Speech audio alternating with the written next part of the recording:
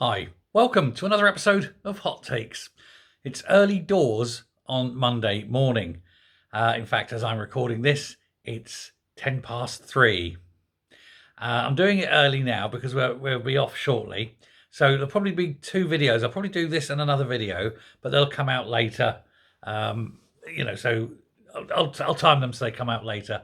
Because if I put them out right after I record them, no one will see them because all good people are in bed. But there's a few stories I'm going to get done. So we'll have this one now and probably one other. I think the next one will possibly be at the airport, maybe a couple at the airport or whatever. I'm going to see if I can get one on the plane if I'm quick. So you'll see progress through the day as I wend my way, hopefully quickly and safely, all the way to Cyprus.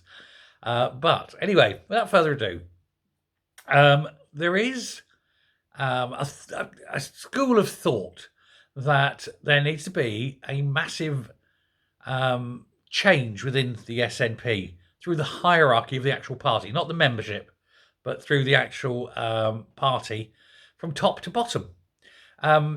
They've currently sort of panicked themselves into having John Swinney as leader. And the reason they've got John Swinney as leader is, well, there really wasn't anyone else. For a long time, obviously, you had Sturgeon. And Sturgeon, towards the end, went a bit like all leaders have been in power too long. She went slightly mad, very narcissistic. The party became a cult. She was the sole focus of everything.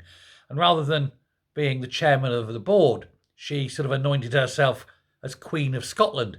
None may gainsay her wishes.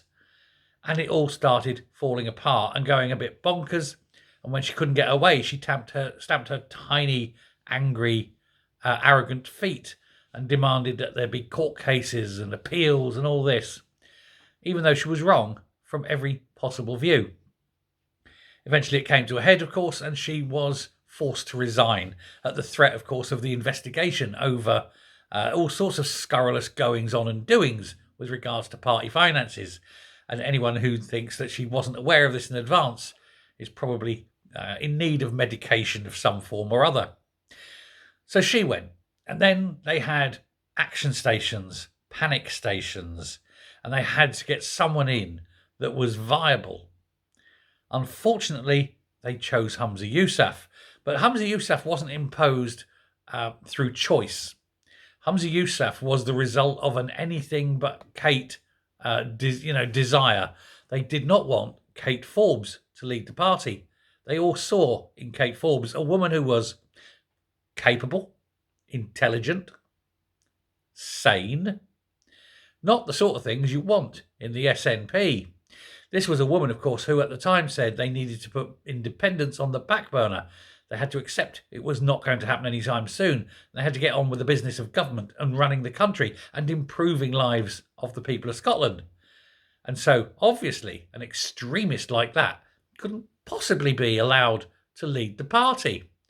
It almost, I think, reminds me of John Paul I. You had this man who elevated up to the papacy, became the Pope of Rome, and was dead very, very quickly because all the cardinals and the people who ran the Vatican realised the big mistake they'd made in appointing this man.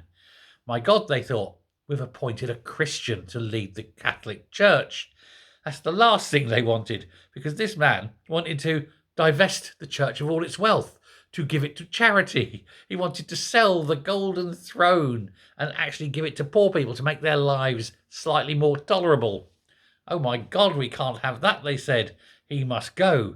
And so he did, and then followed very shortly afterwards by God's banker, Roberto Calvi, who mysteriously ended under Blackfriars Bridge in London with bricks in his pocket. Seems odd.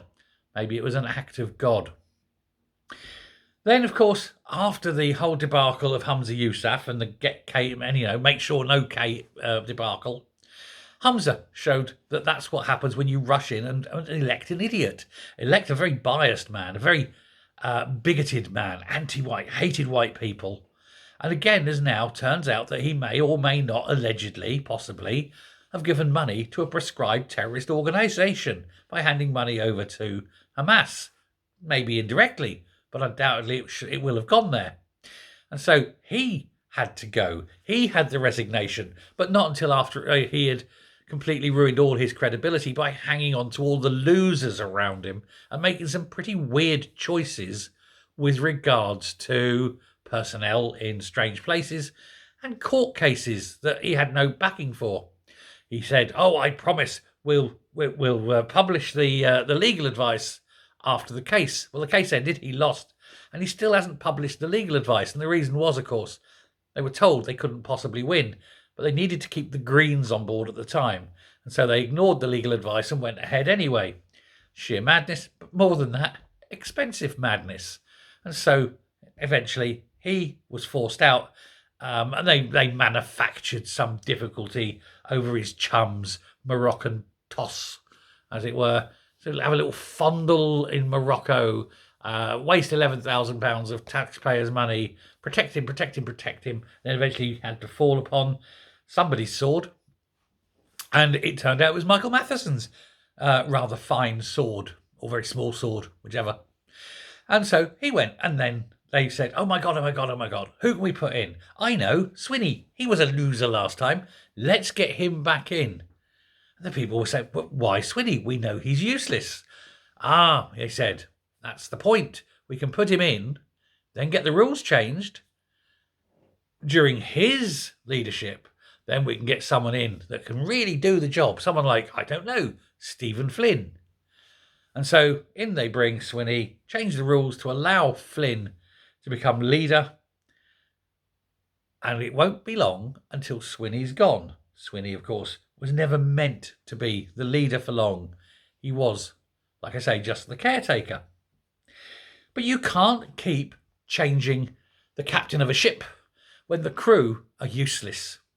And so you need a very stiff brush, a new broom, and you need to wipe out all of those who have clung on for years, the yesterday's men and the yes men, those who are journeymen, people who just sit there by dint of being there. You know the sort exactly.